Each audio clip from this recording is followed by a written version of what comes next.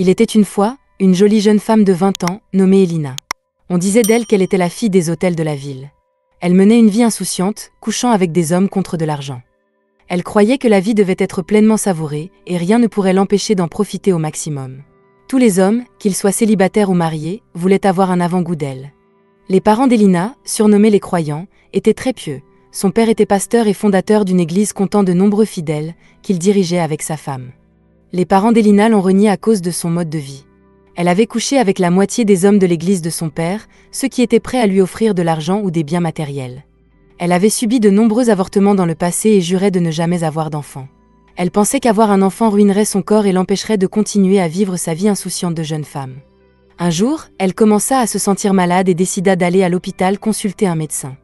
Après plusieurs tests, elle découvrit qu'elle était enceinte. Comme d'habitude, Elina dit au médecin qu'elle voulait se débarrasser du bébé. « Docteur, vous savez comment on fait, sortons rapidement ce bébé. » Le médecin répondit à Elina. « Te souviens-tu de ce que je t'ai dit la dernière fois que tu as eu un avortement ?»« Oui, docteur, mais je ne peux pas me permettre d'être mère pour le moment, » répondit Elina. Le médecin poursuivit en lui expliquant. « La dernière fois, tu as eu une complication suite à ton avortement, et je t'ai dit que ce devait être la dernière fois que tu essaies cela. Si tu fais un autre avortement, tu risques de perdre la vie ou ton utérus. Veux-tu mourir ?» Elina, furieuse, cria sur le médecin, l'accusant d'incompétence. Elle se rendit dans une autre clinique pour avorter, mais après une série de tests, elle fut de nouveau déconseillée de le faire, car elle risquait de perdre sa vie ou son utérus. Déprimée et en colère, Elina finit par accepter qu'elle allait bientôt avoir un bébé, sans même savoir qui était le père. Après de longues réflexions, elle décida de déménager dans une autre ville, loin de son lieu de résidence actuel. 9 mois plus tard, elle donna naissance à un beau garçon. Mais au lieu de se réjouir, elle regardait le bébé avec dégoût, le blâmant pour avoir rendu ses 9 derniers mois misérables et presque insupportables. Rapidement, elle élabora un plan pour abandonner l'enfant dans un bidonville et retourner en ville, où elle pourrait reprendre sa vie insouciante. Un soir, après avoir pris sa décision, Elina prit le bébé et se rendit dans le bidonville. Sans aucune hésitation ni remords, elle déposa le bébé par terre, ignorant ses pleurs, et tourna les talons sans jamais regarder en arrière. Elle ne se souciait même pas de savoir si le bébé allait survivre la nuit ou non. Le lendemain matin, Elina fit ses bagages et retourna dans la ville où elle vivait auparavant. Elle mentit à tout le monde, disant qu'elle avait voyagé à l'étranger et qu'elle était de retour pour de bon. Pendant qu'elle mentait sur sa disparition soudaine, le bébé qu'elle avait laissé dans le bidonville pleurait fort. Les pleurs du bébé attirèrent l'attention des passants dans la zone. Ils étaient tous confus et effrayés, n'osant pas s'approcher du bébé. « À qui est ce bébé ? Comment quelqu'un pourrait abandonner son enfant ici ? Quel monde cruel !» murmuraient-ils entre eux. Un homme nommé Tony ne pouvait supporter les pleurs du bébé. Il se précipita, prit le bébé et le serra doucement dans ses bras avant de le ramener chez lui. À son arrivée à la maison, la femme de Tony, Esha, fut stupéfaite. « D'où vient ce bébé ?» demanda-t-elle avec curiosité. Tony expliqua. « Ma femme, j'ai vu ce petit garçon dans le bidonville alors que je marchais. Je ne pouvais pas le laisser là-bas. Je suis sûre que quelqu'un l'a abandonné. » Toujours sous le choc, Esha exprima ses inquiétudes. « Et tu es sûre que personne ne cherche ce bébé ? Je ne veux pas d'ennui. » Elle prit le bébé, le lava et s'assura de bien s'occuper de lui. Tony et Esha étaient mariés depuis 10 ans sans avoir d'enfant. Ils ne savaient pas s'ils faisaient bien en prenant chez eux un enfant étranger, craignant que les gens ne les accusent d'enlèvement s'ils découvraient la vérité. Après mûre réflexion, ils décidèrent de garder le bébé, espérant qu'en prenant soin de lui, il leur apporterait chance et bénédiction, et qu'un jour, ils auraient peut-être leur propre enfant. Ils le nommèrent Adam. La nouvelle de ce mystérieux bébé se répandit dans toute la ville. Les gens observaient de près Tony et Esha pour voir comment ils traitaient le garçon. Au fil du temps, Adam devint un garçon intelligent et aimant. Il était gentil, respectueux et reconnaissant de l'amour que Tony et Esha lui offraient. Malgré leurs moyens modestes, ils s'assuraient qu'Adam était bien pris en charge, le traitant comme leur propre fils biologique. Cependant, Adam n'était pas entièrement heureux. Il se sentait souvent triste et isolé, luttant contre la stigmatisation liée à ses origines. Un soir, alors qu'ils étaient assis dans le salon, Tony remarqua le changement chez Adam et lui demanda « Mon garçon, qu'est-ce qui ne va pas ? Je remarque que tu n'es plus aussi joyeux et joueur qu'avant. Tu souris à peine ces jours-ci. Est-ce que ta mère t'a grondé ?» Adam répondit « Je suis triste, papa. Partout où je vais, ils m'appellent le bébé du bidonville. Ils ont même une chanson qu'ils chantent toujours pour se moquer de moi. Ils disaient que c'était le démon du bidonville qui m'avait donné naissance. » Tony le coupa rapidement en disant « Ne dis plus jamais ça. Tu es mon enfant, mon fils unique. Ne laisse personne te dire le contraire. Oublie tous les surnoms qu'on te donne dehors, ce n'est pas toi. Tu es mon fils et je t'aime énormément. Tony le rassura qu'il n'était pas ce que la communauté disait de lui. Malgré les paroles rassurantes de Tony, Adam continua à subir des moqueries et de l'intimidation à l'école. Ses camarades de classe le raillaient, chantant des chansons cruelles et se moquant de ses origines. Bébé du bidonville, le fils unique du démon sale. Leurs mots blessaient profondément Adam, qui pleurait et parfois s'enfuyait de la classe pour se cacher quelque part. Pendant qu'Adam luttait contre les brimades constantes, Elina poursuivait son mode de vie insouciant. Elle se souciait peu du sort de l'enfant qu'elle avait abandonné, continuant à rechercher la richesse et le plaisir sans jamais considérer les conséquences de ses actions. Un jour, alors qu'Elina vaquait à ses affaires quotidiennes, elle rencontra un politicien très riche et influent nommé le sénateur Raymond. Il était un homme très respecté que toutes les femmes souhaitaient avoir comme sugar daddy. Bien que le sénateur Raymond ait 5 épouses, cela ne l'empêchait pas de courir après chaque femme qui attirait son regard. Elina, qui priait depuis longtemps pour le rencontrer, espérait pouvoir obtenir une part de sa fortune. Au fil du temps, ils commencèrent à parler et elle rejoignit la longue liste des concubines du sénateur Raymond. Elle espérait qu'un jour elle deviendrait enfin l'une de ses épouses légales et lui donnerait des enfants.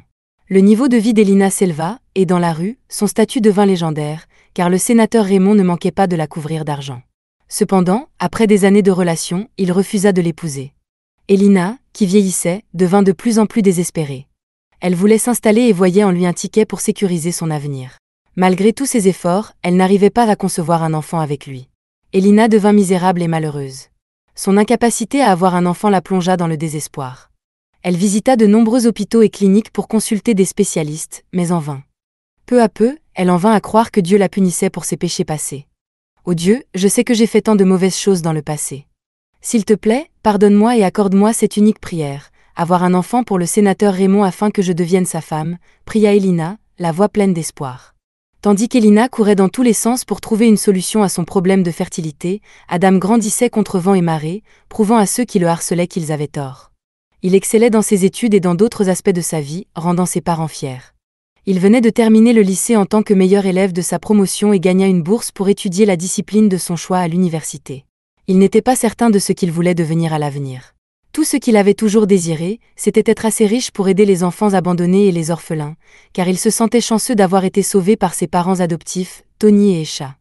Un jour, après avoir réfléchi à son avenir, il dit à sa mère Esha, « Maman, je pense que je veux être médecin.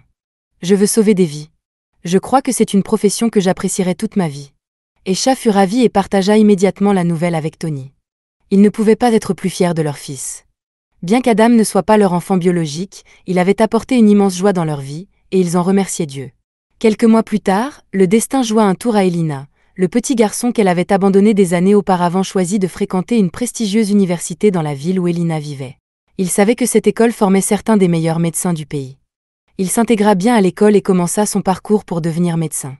4 ans plus tard, malgré tous ses efforts, la situation d'Elina empirait. Elle restait sans enfant et approchait de la ménopause. Le bonheur quittait lentement son monde, et elle devint triste de sa situation avec le sénateur Raymond.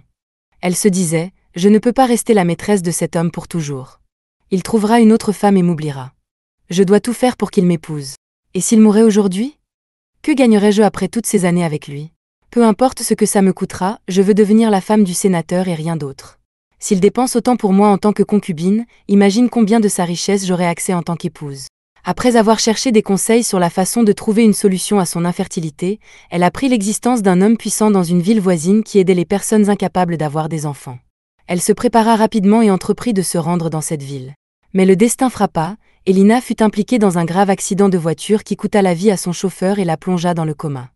L'obscurité envahit son monde alors qu'elle se retrouvait inconsciente sur un lit d'hôpital. Pendant qu'elle était dans le coma, elle commença à voir le visage de son bébé et revit des flashbacks du moment où elle l'avait abandonné dans le bidonville. Elle n'avait ni amis ni famille pour lui rendre visite ou prier pour son rétablissement. Après quelques semaines en soins intensifs, Elina finit par se réveiller et se mit immédiatement à crier « Mon garçon, aidez-moi à retrouver mon garçon, je veux voir mon garçon, je vous en prie. » Elle était terrifiée et en souffrance. Les médecins se précipitèrent pour la calmer et s'assurer qu'elle était stable. Après un moment, Elina retrouva peu à peu ses forces, et les médecins décidèrent qu'il était temps de lui parler de son état de santé. « Mademoiselle Elina, comment vous sentez-vous aujourd'hui ? Nous sommes heureux de vous retrouver parmi nous, » dit le médecin avec bienveillance. Elina répondit calmement, « Je vais bien, docteur, merci de demander. Mais où est mon chauffeur ? Est-il en sécurité ?» L'expression du médecin changea, devenant sombre. Nous sommes profondément désolés, mademoiselle Elina. Votre chauffeur n'a pas survécu à l'accident, il est mort sur le coup. Les yeux d'Elina se remplirent de larmes. Elle éclata en sanglots, consumée par le chagrin. S'il vous plaît, calmez-vous, mademoiselle Elina. Nous voulions vous demander, avez-vous des membres de votre famille avec lesquels nous pourrions parler? Nous devons discuter de certaines questions concernant votre santé, et nous craignons que vous ayez besoin du soutien d'une personne proche. Elina, curieuse et inquiète, demanda, je n'ai ni famille ni amis. Vais-je mourir? Je suis assez grande pour gérer mes émotions. Dites-moi ce qui m'arrive, j'ai besoin de savoir. Elina assura au médecin qu'elle pouvait affronter ce qu'ils allaient lui dire. L'accident a affecté votre colonne vertébrale et vos genoux. Nous craignons que vous ne puissiez plus marcher pour le restant de vos jours, dit le médecin à Elina. En entendant cela, elle perdit tout contrôle. Elle se mit à transpirer et à pleurer abondamment, complètement dévastée. Je suis fichue. Comment vais-je survivre sans mes jambes? Pendant qu'elle recevait des soins, son sugar daddy, le sénateur Raymond, ne mit jamais les pieds à l'hôpital pour lui rendre visite. Il l'ignora totalement, car elle ne lui était plus d'aucune utilité. Il passa à la prochaine belle femme disponible. Après 3 mois à l'hôpital, elle fut enfin autorisée à rentrer chez elle. Elle engagea une domestique pour l'aider dans sa maison. Quelques années plus tôt, Elina avait été trop occupée à profiter de la vie et à dépenser son argent sans penser à son avenir. Elle était persuadée qu'elle épouserait un homme riche et aurait un avenir assuré. Mais à présent, sa situation l'avait placée dans une position inconfortable. Après avoir tenté à plusieurs reprises de contacter le sénateur Raymond, elle parvint enfin à attirer son attention. Il lui envoya un message disant « Elina, ma chère, comment vas-tu? J'ai entendu parler de ce qui t'est arrivé récemment, et je suis profondément désolée de ne pas avoir pu trouver le temps de te rendre visite. Tu sais que je suis un homme très occupé, c'est pourquoi tu n'as pas pu me joindre. Il se pourrait que ce soit la dernière fois que tu entendes parler de moi, car tu ne m'es plus utile. Je te souhaite un prompt rétablissement. » Hélène faillit devenir folle. Son billet de sortie avait été retiré. L'homme qu'elle pensait pouvoir lui offrir le monde était passé à une autre femme. Elle plongea dans des pensées profondes jour et nuit, regrettant de ne pas avoir mené une vie plus civilisée. Pendant qu'Elina affrontait des difficultés, son fils abandonné, Adam, ne cessait de repousser les limites. Il venait de terminer ses études avec brio et était diplômé parmi les meilleurs médecins. Il fut embauché dans l'un des plus grands hôpitaux privés du pays. Tony et Esha n'ont jamais cessé de remercier Dieu depuis qu'Adam est entré dans leur vie. Ils ont toujours été heureux et les choses sont passées de mal à mieux pour eux. Ils peuvent désormais se dire fiers d'être les parents d'un docteur. Les personnes qu'il appelait « bébé des bidonvilles » utilisent désormais ses bénédictions et son succès dans la vie comme des points de prière pour eux-mêmes et leurs enfants. Afin de s'assurer qu'elle ne souffre pas pour le reste de sa vie, Elina commença à chercher des affaires à lancer ou des entreprises dans lesquelles elle pourrait investir. Elle avait économisé un peu d'argent lorsqu'elle sortait avec le sénateur Raymond. Elle décida de demander de l'aide à des connaissances. Alors qu'Elina parlait au téléphone avec certaines personnes pour discuter d'investissement, sa domestique Tina l'écoutait discrètement. Tina mit rapidement en place un plan pour escroquer Elina. Elle appela son petit ami, qui est un arnaqueur sur Internet, et ils montèrent un plan parfait. Tina trouva un moyen pour que son petit ami rencontre Elina et lui présente ses idées d'affaires. Après quelques jours de réflexion, Elina décida de faire affaire avec lui, et ils passèrent à la signature des documents pour rendre le partenariat officiel. 5 jours après avoir scellé l'accord, alors qu'Elina était dans le salon, Tina vint l'informer qu'elle devait se rendre au marché pour faire quelques courses. « Madame, je veux vite aller au marché pour acheter des ingrédients pour le dîner. Voulez-vous que je fasse quelque chose avant de partir ?» Elina répondit calmement. « Non, ça va, mais ne reste pas trop longtemps. Pourquoi portes-tu un sac avec toi ?» Tina sourit et répondit. « Ce n'est rien de grave, je veux juste déposer quelques-uns de mes vêtements que je ne porte plus aux mendiants du marché. » Après cela, Tina partit et ne revint jamais. Elina devint inquiète et se dit « Où est-elle passée? Je lui ai dit de ne pas revenir tard. C'est quoi cette histoire? Je suis tellement affamée. » La nuit passa et Tina ne revint toujours pas. Elina commença à paniquer lourdement. Elle ne savait pas qui appeler ni quoi faire. Elle appela la police, mais ils lui dirent qu'ils ne pouvaient pas la déclarer disparue avant 48 heures. Elina n'avait aucune idée que sa vie allait empirer. Alors qu'elle s'inquiétait, elle reçut un message de Tina. Elle fut surprise, curieuse et impatiente de connaître le contenu du message. « Bonjour madame, j'espère que vous allez bien. Je vous envoie ce message pour vous éviter beaucoup de stress. Je tiens juste à vous informer que je ne travaille plus avec vous. Et au cas où vous ne le sauriez pas, l'homme dans lequel vous avez investi est mon petit ami, et nous vous avons escroqué. Tout votre argent est parti. J'ai entendu parler de votre envie d'investir et j'en ai profité. Ne vous donnez même pas la peine de nous chercher, car vous ne nous retrouverez jamais. Bonne journée, madame. » Tina et son petit ami arnaqueur avaient quitté le pays et s'étaient installés à l'étranger pour profiter de tout l'argent. Elina se mit à transpirer. Une autre flèche l'avait transpercée en plein cœur. Elle devait déjà faire face à son incapacité à marcher, et maintenant cela. Elle commença à penser à des moyens de se suicider, car elle conclut qu'il ne lui restait plus rien dans ce monde. Quelques mois plus tard, elle fut expulsée de l'appartement qu'elle occupait car elle ne pouvait plus payer le loyer. Elle n'avait nulle part où aller, ni famille ni amis. Pour survivre, Elina devint mendiante dans la rue. Elle commença à dormir dans les bidonvilles, où l'odeur infecte devint la seule chose qu'elle respirait. Un jour, alors qu'elle mendiait dans la rue, Elina délibérément déplaça son fauteuil roulant vers une voiture en mouvement. Elle était fatiguée de la vie et voulait juste mourir. Heureusement, la voiture n'allait pas à pleine vitesse et s'arrêta à temps pour ne pas la heurter. Et devine quoi, le garçon qu'elle avait abandonné dans le bidonville des années auparavant était l'homme qui conduisait la voiture. Immédiatement après cet incident, Adam commença à paniquer. Il était effrayé, il se précipita rapidement pour s'assurer que la femme qu'il avait failli renverser avec sa voiture allait bien. « Madame, est-ce que ça va ? J'espère que je ne vous ai pas blessée, dit-il. Les larmes coulant sur ses joues, Elina répondit. « Pourquoi avez-vous arrêté votre voiture ? Vous auriez dû me renverser et me tuer. Ma vie est misérable, je veux juste mourir. » Il était encore plus inquiet et emmena rapidement Elina à l'hôpital pour qu'elle soit prise en charge correctement. Pendant qu'Elina se reposait, il ne pouvait s'empêcher de penser à ce qui s'était passé. Il réfléchissait à plusieurs raisons pour lesquelles Elina voudrait se suicider et se disait qu'il aurait pu avoir de gros ennuis en la tuant. Après un moment, Elina allait mieux et il lui dit « Madame, comment vous sentez-vous ? J'espère que vous vous êtes bien reposée. » Elina rassura Adam qu'elle allait mieux et le remercia de s'être occupé d'elle. Adam continua « Mais madame, pourquoi auriez-vous voulu vous tuer ? Pourquoi pensez-vous que c'est la solution à ce que vous traversez ? » Elina se mit à pleurer, incapable de cacher la vérité. Elle commença à lui raconter son histoire, lui parlant de son parcours et des événements qui ont mené à l'accident. En entendant tout ce qu'Elina avait à dire, Adam fut bouleversé. Il ressentit une étrange sensation de familiarité. Il commença à relier les points, le nom de la ville et l'endroit particulier où elle avait dit avoir abandonné un bébé était exactement là où il avait été trouvé. Il ne voulait pas tirer de conclusions hâtives ni faire des suppositions inutiles, mais il lui assura que tout irait bien et qu'il ferait de son mieux pour s'occuper d'elle. Il quitta la chambre d'Elina et se rendit à son bureau, en pleurant et en se disant « Si mes suppositions sont exactes, cette femme est ma mère biologique. Je ne lui pardonnerai jamais, je ne peux tout simplement pas. » Adam se mit rapidement à l'action et réalisa un test de maternité pour confirmer si elle était bien sa mère biologique. Le résultat arriva et il était positif.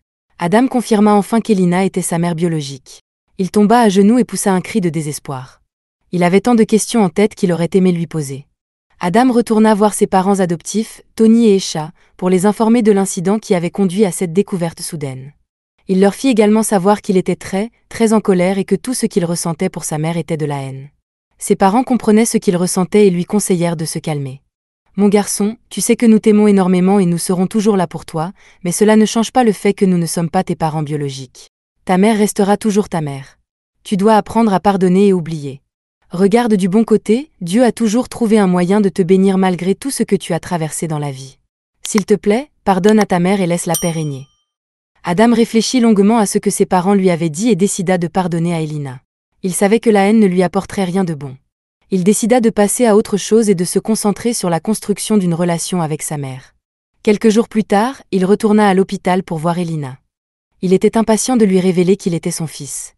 Une fois arrivé à l'hôpital, après avoir pris des nouvelles d'Elina et vu comment elle se portait, il lui tendit les résultats du test et lui dit « S'il vous plaît, prenez ceci et lisez les résultats, madame. » Elina, curieuse, demanda d'une voix tremblante « Pourquoi ?